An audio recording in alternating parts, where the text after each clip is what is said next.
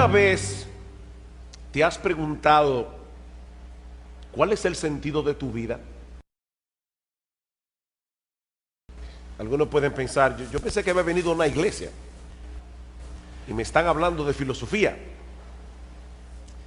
Cuando tú abres los ojos cada mañana, ¿qué es lo que te mueve a levantarte de la cama y a ponerte en movimiento? A todos nos gusta pensar que las cosas que hacemos son importantes y que hacen alguna diferencia, que nosotros vamos a dejar una huella en el mundo cuando salgamos de aquí, pero ¿realmente es así? O para ponerlo en una forma más general, ¿hay algún propósito y significado para la existencia del hombre en un mundo como este? Donde tenemos que enfrentar tantos problemas, tantas injusticias, tantas cosas torcidas que no parecen enderezarse nunca. ¿De qué sirven nuestros logros? O comportarse de cierta manera, si al final de cuentas todos vamos a morir, no importa cómo hayamos vivido. Ese es el tipo de cuestionamientos que se plantea el autor del libro de Eclesiastés, que comenzaremos a estudiar a partir de esta mañana. Y su respuesta inicial es tan desalentadora, tan devastadora, que algunos se preguntan cómo es posible que un libro como ese haya sido incluido en la Biblia.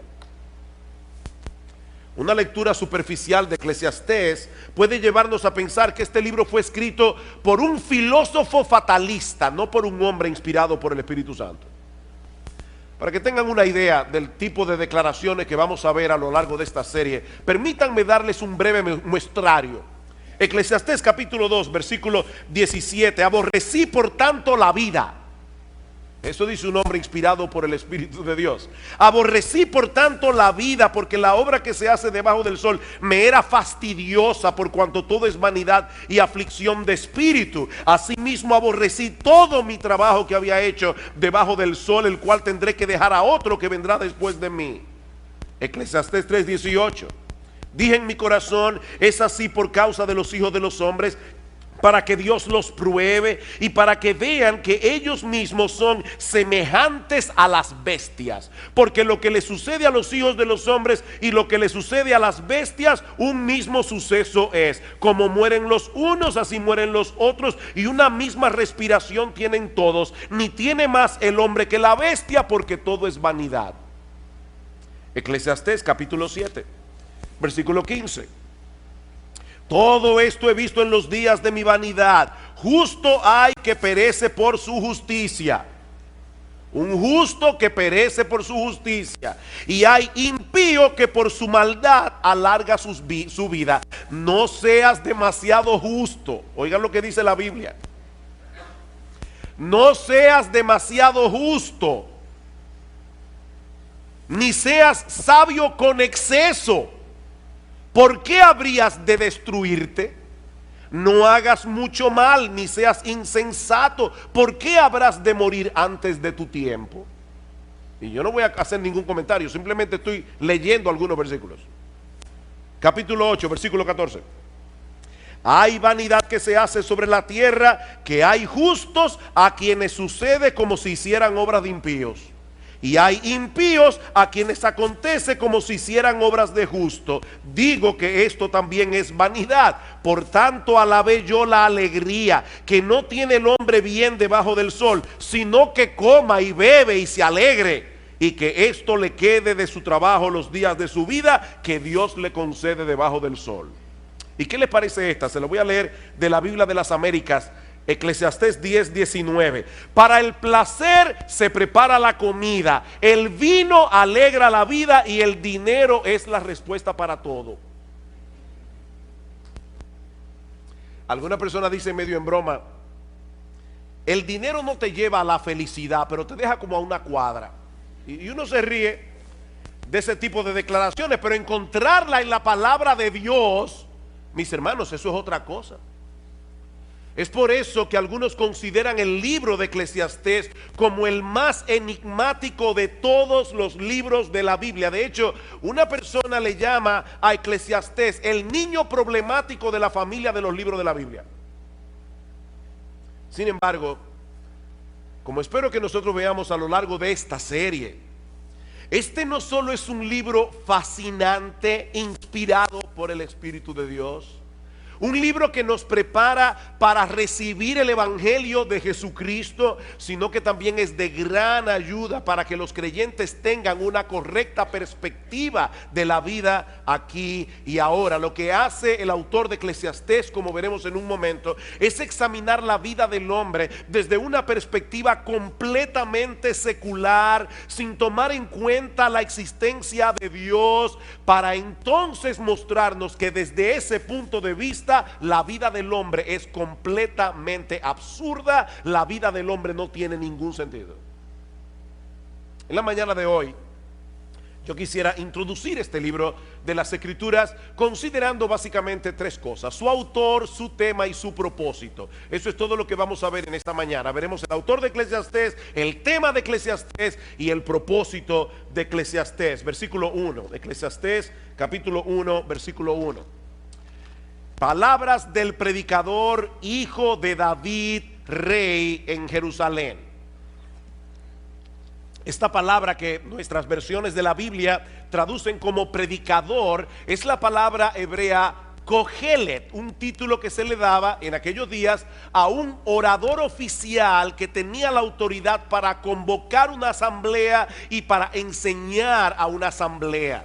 De hecho, la palabra griega para asamblea es la palabra griega eclesia, de donde proviene nuestra palabra iglesia y de donde proviene también el título de este libro, Eclesiastés, o el predicador. Algunos traducen esta palabra como el maestro, otros como el filósofo. Hay otros que prefieren dejarla sin traducción y de llamarle a este individuo simplemente el Kohelet, pero la traducción de nuestras versiones sigue siendo una de las mejores: el predicador. Ahora bien, ¿quién es este predicador que se atribuye la autoría de este libro? Bueno, su nombre no se menciona en ninguna parte de Eclesiastés, pero todo luce indicar que se trata del rey Salomón. En el versículo 1 se refiere a sí mismo como hijo de David, rey de Jerusalén, y más adelante en el versículo 12 nos dice que él fue rey sobre todo Israel. Mis hermanos, ¿quién fue el único hijo de David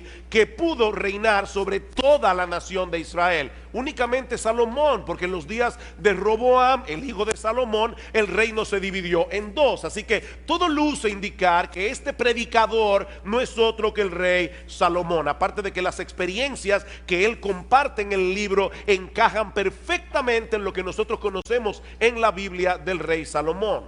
Como ustedes recordarán, al principio de su reinado el Señor se le apareció a Salomón y le dijo: pídeme lo que tú quieras.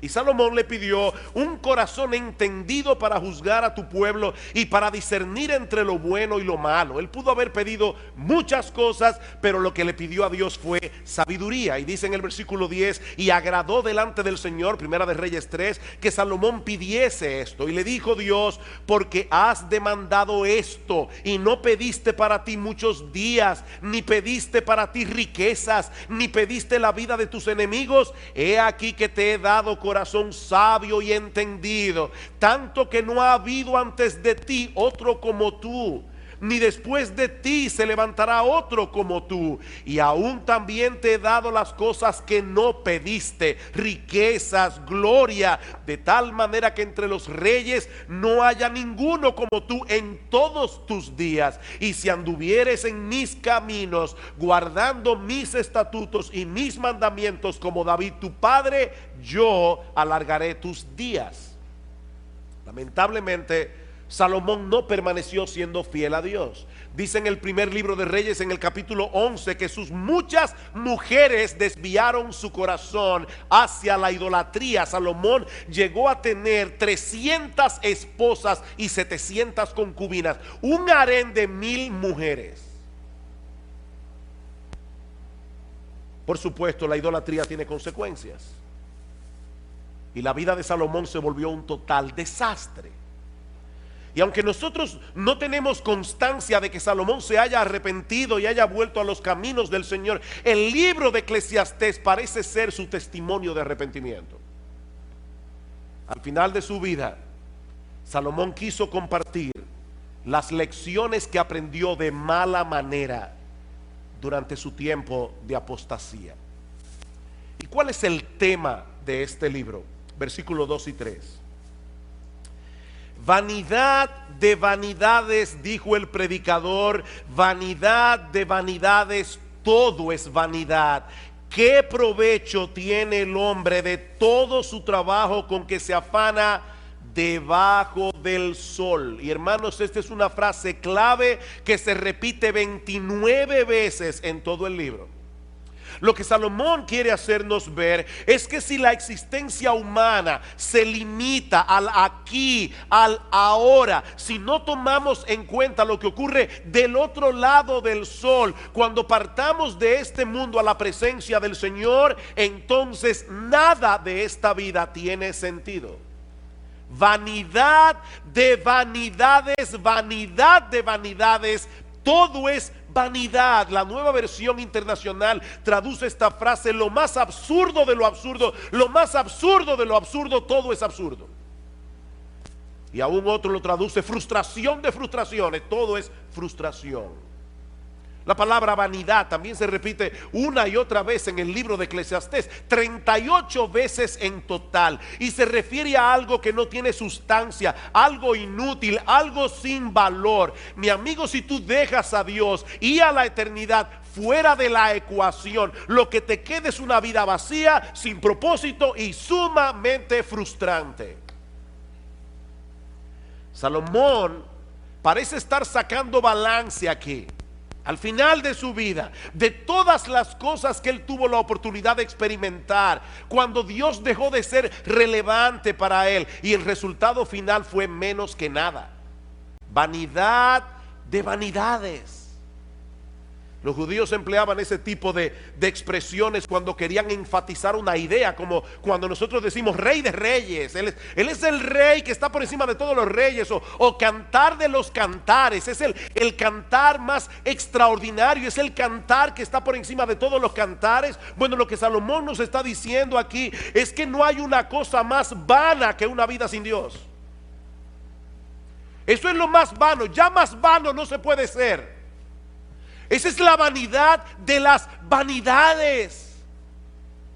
Y lo repite 2 veces: vanidad de vanidades, vanidad de vanidades. Y por si todavía alguien no entendió la fortaleza de su idea, concluye diciendo: todo es vanidad. Todo es vanidad.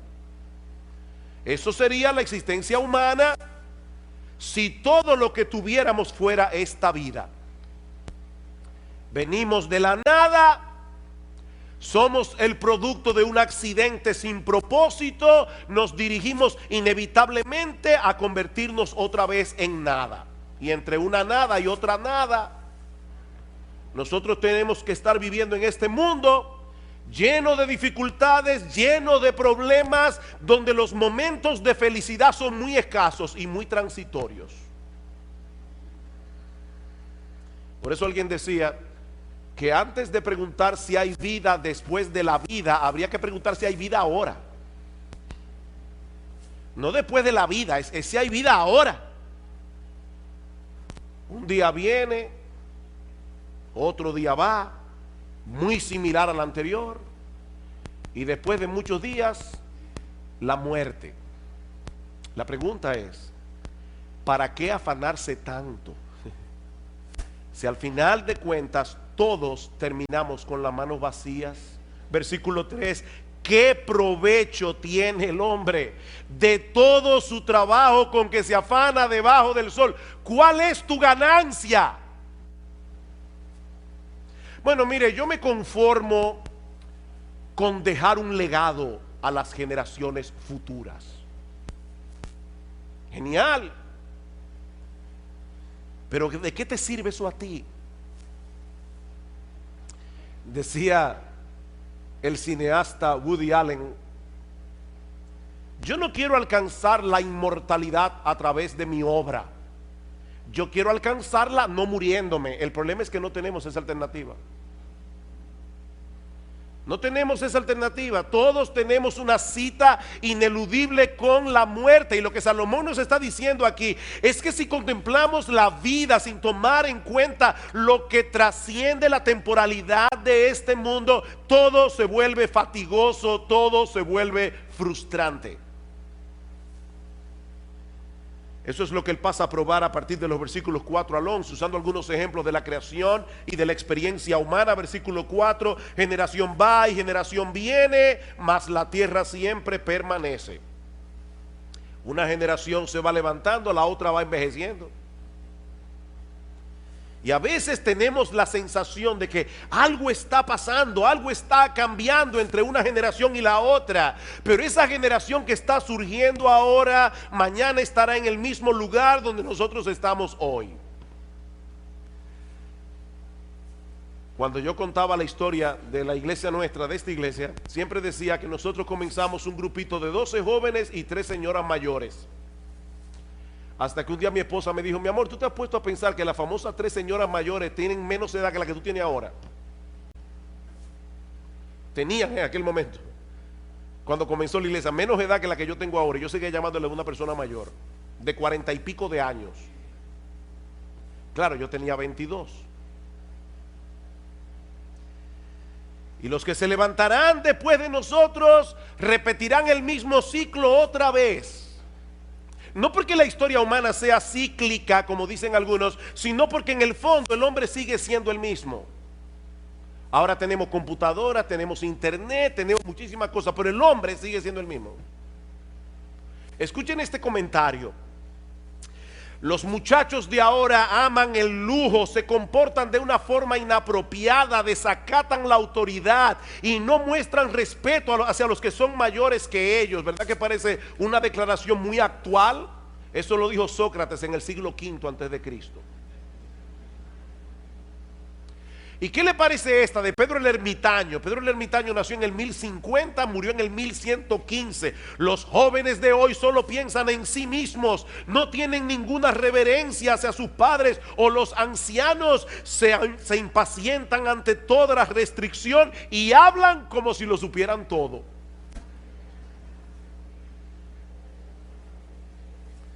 Ustedes ven el punto. La historia está en movimiento, pero nada cambia en realidad. Nada cambia. Es lo mismo que nosotros vemos en los procesos de la naturaleza. A pesar de la diversidad y los cambios que nosotros vemos a nuestro alrededor, la naturaleza es sorprendentemente uniforme en su funcionamiento. De hecho, eso es lo que permite que hagamos ciencia. Los científicos pueden evaluar los procesos de la naturaleza porque todo se repite una y otra vez. Versículo 5: sale el sol, se pone el sol, se apresura a volver al lugar de donde se levanta, el viento tira hacia el sur y rodea el norte, va girando de continuo y a sus giros vuelve el viento de nuevo. Los ríos todos van al mar y el mar no se llena. Al lugar de donde los ríos vinieron, allí vuelven para correr de nuevo. El sol salió esta mañana, se va a poner esta tarde, así será mañana y pasado mañana y dentro de 10 meses y dentro de 100 años. La misma rutina. Y lo mismo ocurre con el viento. El viento se mueve constantemente en una serie de circuitos que nosotros no podemos entender del todo y que tampoco cambiará con el paso de los siglos. El mismo circuito. Todos los ríos desembocan en el mar, pero el mar nunca se llena. Y al lugar de donde los ríos vinieron, allí vuelven para correr de nuevo. La misma cosa una y otra vez. Y esa monotonía de la naturaleza no es otra cosa que un reflejo de la monotonía de la vida humana. En ciencia política hay un principio que se conoce como el gatopardismo. Una novela que se llamó El gato pardo, donde apareció esta frase memorable: si queremos que todo siga como está, necesitamos que todo cambie. ¿Cómo así? Bueno, lo que este principio establece es que los políticos tienen que iniciar constantemente algo que se parezca una transformación revolucionaria, pero dejando en realidad las mismas estructuras de poder, de manera que todo cambia, pero nada cambia. ¿O no es así? Eso es el gatopardismo. Todo cambia, pero nada cambia.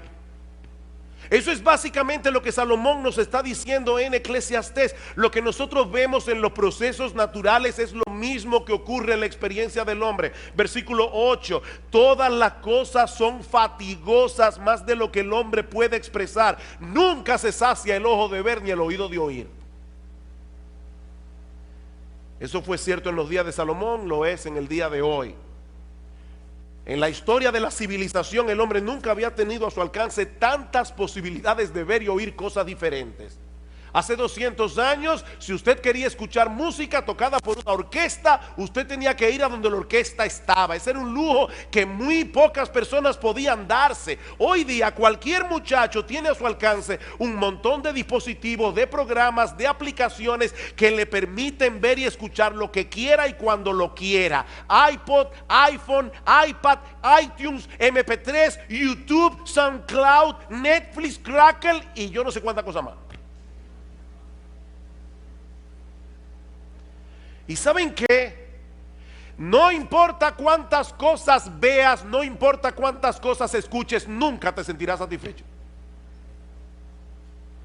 Nunca te sentirás plenamente satisfecho.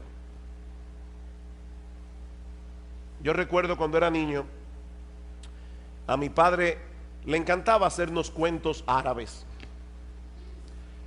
Y yo recuerdo uno en particular donde había un rey que le ofreció la mitad de su reino a cualquier persona que pudiera llevarle algo que fuera más pesado que lo que él tenía en su mano. Y las personas comenzaron a traer cosas pesadas, lingotes de oro cada vez más pesadas, y siempre lo que el rey tenía en la mano pesaba más. Y la gente decía, ¿cómo es posible que este hombre pueda tener algo en su mano envuelto en un pañuelo que pese más que todo lo que nosotros llevamos? Finalmente hubo un sabio que le dijo, lléveme donde el rey. Cuando pusieron el pañuelo en la balanza, este sabio cogió un poco de tierra, lo puso en la otra balanza y la tierra pesó más. Y todos quedaron sorprendidos hasta que él dio la explicación. Lo que hay envuelto en ese pañuelo es un ojo humano. Y el ojo humano no se sacia con nada, pero al final tendrá que contentarse con un puñado de tierra. Nunca se sacia el ojo de ver. Siempre queremos ver otra cosa, escuchar otra música, tener otra experiencia. Lo que ayer me emocionaba, hoy me causa aburrimiento. ¿O no es así? Así como el mar nunca se llena, nuestros sentidos tampoco. Es por eso, hermanos, que la industria del entretenimiento es tan exitosa. Nosotros queremos algo nuevo, algo que nos libere de ese ciclo interminable de insatisfacción y de hastío. El problema es que todo lo que el mundo ofrece debajo del sol nos deja exactamente en el mismo punto de partida. Versículo 9. ¿Qué es lo que fue? Lo mismo que será. ¿Qué es lo que ha sido hecho? Lo mismo que se hará. Y nada hay nuevo debajo del sol. ¿Hay algo de lo que se puede decir, he aquí esto es nuevo? No, ya fue en los siglos que nos han precedido. Si leemos con cuidado la historia, veremos que el hombre sigue siendo esencialmente el mismo con el paso de los siglos. Las mismas dudas, los mismos problemas, las mismas aspiraciones, los mismos anhelos, la misma lucha. Lo que parece novedoso no es más que un pasado que ya se olvidó.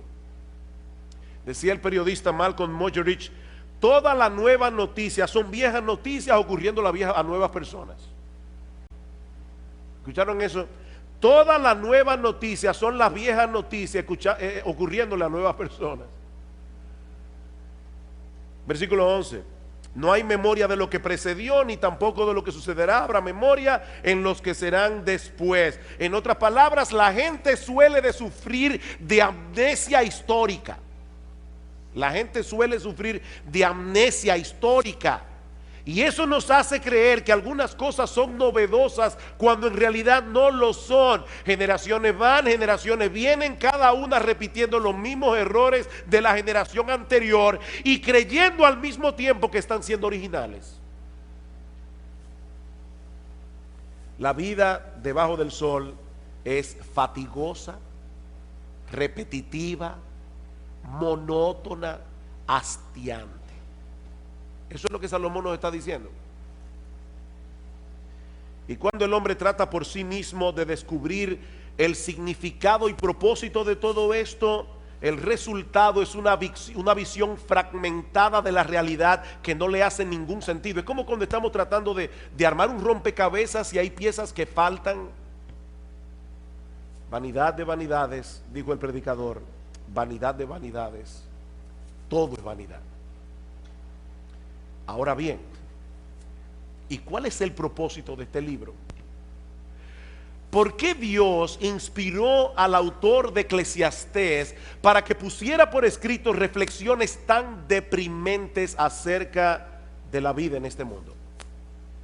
Eso nos lleva a nuestro tercer y último encabezado. Ya vimos el autor del libro, el tema del libro. Veamos ahora su propósito. Y yo creo que el apóstol Pablo nos muestra incidentalmente por qué se escribió el libro de Eclesiastés. Dice en Romanos capítulo 8 versículo 20 que la creación fue sujetada a vanidad. Otra vez la misma palabra. La creación por causa del pecado fue sujetada a producir lo que no sirve. La creación fue sujetada a no dar todo el potencial que tiene dentro, no por su propia voluntad, sino por causa del que la sujetó en esperanza. En el libro de Eclesiastés, Salomón quiere que sintamos el peso de lo absurda que resulta la vida debajo del sol, destruir en nosotros toda esperanza de encontrar propósito, significado o satisfacción en ninguna de las cosas que este mundo ofrece, para entonces llevarnos de la mano a poner toda nuestra esperanza únicamente en Dios. Ese es el propósito. Él quiere destruir todo aquello que pueda ser una esperanza para ti. Cualquier cosa. Dice un comentarista, la función de Eclesiastés es llevarnos a ese punto en el que empezamos a temernos que esa sea la única conclusión posible, es decir, que todo es vanidad. Nos vemos así enfrentados a la cruda realidad de que nada tiene sentido, nada de lo que hay debajo del sol tiene valor. Pero ¿saben qué, mis amados hermanos? Nosotros sabemos que hay un Dios que está sentado en su trono por encima del sol, gobernando todo lo creado para su gloria y para el bien de su pueblo. Y eso hace toda la diferencia del mundo. Mis hermanos, ese Dios no solo ha prometido libertar su creación de la vanidad a la que fue sometida por causa del pecado, como dice Pablo en Romanos 8, sino que también nos permite contemplar ese mismo escenario que Salomón nos presenta en Eclesiastés, pero desde otra perspectiva completamente diferente. Vamos a introducir a Dios ahora en Eclesiastés capítulo 1 y vamos a ver qué pasa. Vamos otra vez a Salomón, vamos a meternos en la mente de Salomón. La única diferencia es que ahora vamos a meter a Dios en la ecuación y vamos a ver qué pasa. El salmista David, el padre de Salomón, nos dice en el Salmo 19:1: los cielos cuentan la gloria de Dios, el firmamento anuncia la obra de sus manos. El universo es un gran libro disponible para todo el que lo quiera leer, que nos habla de la grandeza, el poder y la majestad de nuestro Dios. Un día emite palabra a otro día, una noche a otra noche declara sabiduría. No hay lenguaje ni palabras, ni es oída su voz, pero por toda la tierra salió su voz y hasta el extremo del mundo sus palabras. Y ahora escuchen: en ellos, en los cielos, puso tabernáculo para el sol. Y este, como esposo que sale de su tálamo, de su cama por la mañana, se alegra cual gigante para correr el camino. El mismo sol que Salomón pone como ejemplo de la monotonía de la vida, nos da un mensaje completamente distinto cuando Dios está detrás del proceso. Ese ciclo solar testifica de la gloria, el poder El gozo dice que se alegra cual gigante, el gozo y aún la bondad de nuestro Creador, que hace salir su sol sobre malos y buenos y que hace llover sobre justos e injustos, como dice Cristo en Mateo 5:45. Así que si leyéramos apropiadamente el mensaje que el sol comunica, ¿saben qué pasaría? Que no dejaríamos nunca de alabar a Dios. Dice en el Salmo 113, desde el nacimiento del sol hasta donde se pone, sea alabado el nombre de Jehová. Si todos los hombres reciben igualmente el beneficio de la luz del sol, ¿no debieran todos darle la gloria y la alabanza al único que le corresponde? Ven ustedes, hermanos, el mismo sol, pero contemplado desde otra perspectiva. Y lo mismo podemos decir de los otros ejemplos que usa Salomón en Eclesiastés. Sí, los ciclos de la naturaleza son repetitivos. Ahora la pregunta es, cuando nosotros colocamos a Dios en el panorama, ¿qué nos enseñan esos ciclos repetitivos de la naturaleza? Son un testimonio contundente de la sabiduría y la fidelidad de nuestro Dios. Dice en el Salmo 104:10, tú eres el que envía las fuentes por los arroyos, van entre los montes, dan de beber a todas las bestias del campo, mitigan su sed los asnos monteses, a sus orillas habitan las aves de los cielos, cantan entre las ramas, él riega los montes desde sus aposentos, del fruto de sus obras se sacia la tierra. Nosotros le llamamos a esto las leyes de la naturaleza. Esa es una expresión que nosotros usamos simplemente para tratar de dar a entender cómo es que Dios opera, porque es Dios el que mantiene la naturaleza funcionando. Él es el que envía la lluvia. Si Dios no quiere, mañana no sale el sol, porque Él es Dios. Y ya lo detuvo en Gabaón, Él puede hacerlo otra vez. Pero es Dios, nuestro buen Dios, el que está cuidando la tierra. Es Dios el que está detrás de todos esos ciclos repetitivos. Así que mis hermanos, si nosotros vemos la naturaleza y no vemos a Dios, el mensaje que la naturaleza nos comunica es totalmente desalentador. Pero de repente introducimos a Dios en la ecuación y todo cambia drásticamente. De repente todo tiene sentido. Salomón nos dice en Eclesiastés 1:8 que el ojo nunca se sacia de ver ni el oído de oír. Pero alguien dijo muy sabiamente, el ojo no se satisface hasta que no ve la mano de Dios, y el oído no se satisface hasta que no escucha su voz. Mis ovejas oyen mi voz, dice el Señor en Juan 10:27, y yo las conozco y me siguen, y yo les doy vida eterna, y no perecerán jamás, ni nadie las arrebatará de mi mano. Yo soy el pan de vida. El que a mí viene nunca tendrá hambre, y el que en mí cree no tendrá sed jamás. Ustedes se dan cuenta, hermanos, del contraste tan marcado que hay entre Eclesiastés y el Evangelio. Por un lado, vanidad de vanidades, todo es vanidad. Por el otro lado, yo he venido para que tengan vida y para que la tengan en abundancia. Juan capítulo 10, versículo 10.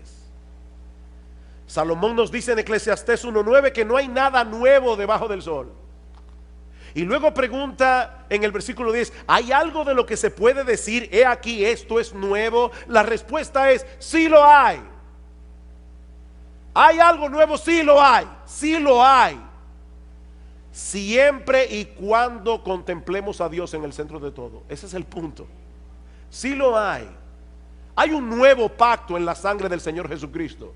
Dice en Lucas 22:20, un nuevo pacto por medio del cual todos nuestros pecados son perdonados. Un nuevo pacto donde Dios nos concede de pura gracia el don de la vida eterna. Sí hay algo nuevo. Dice en Ezequiel capítulo 36 que Dios promete darnos un nuevo corazón, para que podamos reverenciarle como es debido, para que podamos obedecer sus mandamientos. Dice en 2 Corintios 5:17 que si alguno está en Cristo, nueva criatura es. Sí, Salomón, hay algo nuevo. Dios me hizo nuevo, Dios me transformó, Dios me libertó del pecado. Si alguno está en Cristo, nueva criatura es. Las cosas viejas pasaron, he aquí todas son hechas nuevas. Hay algo nuevo, sí, Salomón dice en Efesios 4:24 que Dios nos ha dado un nuevo hombre, creado según Dios en la justicia y santidad de la verdad. Y por si todo esto fuera poco, dice en Apocalipsis 21:5, y el que estaba sentado en el trono dijo: he aquí, yo hago nuevas todas las cosas. Todas las cosas. Queridos hermanos, algún día todo será nuevo. Algún día todo será nuevo. Esta creación que fue sujetada a vanidad, esta creación que fue sujetada a producir lo que no sirve, será libertada de la esclavitud de la corrupción, dice Pablo en Romanos 8:21, a la libertad gloriosa de los hijos de Dios. En aquel día será eliminado por siempre todo vestigio del pecado en nosotros y en lo creado. Y ¿saben qué, mis amados hermanos? Nunca más experimentaremos la frustración y el hastío que muchas veces experimentamos en este mundo caído, aún los cristianos. O tú nunca te aburres, tú nunca te hastías, nunca te sientes frustrado.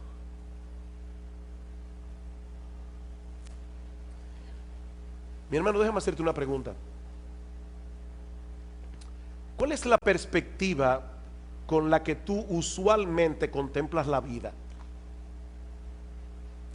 ¿Te colocas en la posición de aquellos que viven sin esperanza y sin Dios en el mundo? A veces yo escucho a los creyentes con tantas quejas, que uno se pregunta: ¿dónde está Dios? ¿Dónde está Dios? ¿Cuál es tu perspectiva de la vida, mi hermano? ¿Eres tú de aquellos que, aún siendo cristiano, redimido por la sangre del Cordero, contemplan la vida desde la perspectiva de aquellos que viven sin esperanza y sin Dios? ¿O te levantas por encima de lo que tus ojos ven debajo del sol para contemplar todas las cosas a través de la presencia omnipresente de Dios en el mundo? Miren, hermanos, no hay que ser un incrédulo para perder de vista a Dios. De hecho, en la época de Salomón el ateísmo no se conocía. Eso era algo extraño. Salomón no está diciendo que vamos a contemplar la vida desde el punto de vista del ateo. Basta simplemente con que tú creas en Dios, pero no lo tomes en cuenta. No hay que ser un incrédulo para perder de vista a Dios. Sobre todo cuando las cosas no están saliendo como nosotros quisiéramos. Pero Dios sigue estando en su trono, dando un sentido y propósito a todas las cosas, para que al final de la historia todas redunden para su gloria y para el bien de su pueblo. Miren, mis hermanos, Dios se va a salir con la suya. Nadie puede frustrarlo. Él tiene un plan, y en ese plan nuestro bendito, glorioso, extraordinario, inefable, incomparable, inmutable Señor y Salvador Jesucristo se llevará toda la gloria. Y nosotros estaremos ahí para gozarnos con Él. Y si tú estás aquí sin Cristo, mi amigo, no intentes encontrar el significado y propósito de la vida en este mundo dentro de los límites de las cosas que este mundo ofrece. Como dice Agustín de Hipona, Dios nos hizo para Él, y nuestra alma solo encontrará descanso cuando lo encuentre en Él. No hay alternativa. En tu corazón hay un hueco del tamaño de Dios que solamente Dios puede llenar. Mi amigo, fuera de Cristo todo es absurdo, y lo que es 1000 veces peor, fuera de Cristo solo obtendrás de Dios condenación y juicio por causa de tus pecados.